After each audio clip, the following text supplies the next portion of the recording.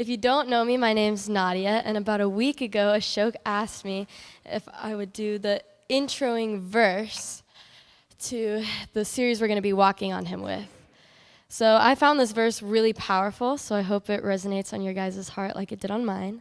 So the verse reads, "Surely he took up our pain and bore our suffering, yet we considered him punished by God, stricken by him, and afflicted. But he was pierced for our transgressions, he was crushed for our iniquities. The punishment that brought us peace was on him, and by his wounds we are healed." Isaiah 53, verses 4 through 5. So when I was thinking about how I could connect this verse to my personal life, I instantly think of my own transgressions and my own personal iniquities, and how powerful it is that the punishment that brought us peace was on him, which to me means despite the ways that I've messed up and sometimes wish I would do things differently about my life, I can have the peace to move on, to grow, and to heal. Because all the sins I could literally ever do, he's already taken care of. So by his wounds and everything that he's endured for us, I'm healed and don't have to bear that weight.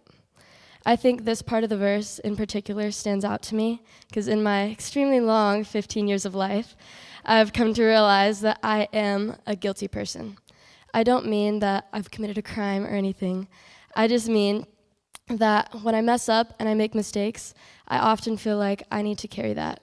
And it takes me longer for me to forgive myself than it does for me to forgive other people.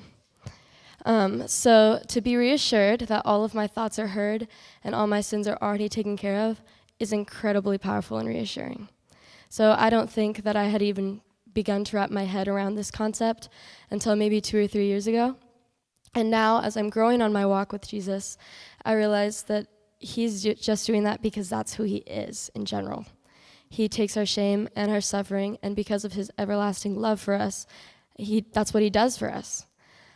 So because of him and all that he did for us, I don't have to carry my own personal weight.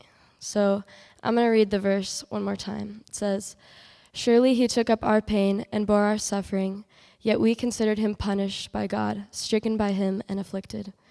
But he was pierced for our transgressions, he was crushed for our iniquities.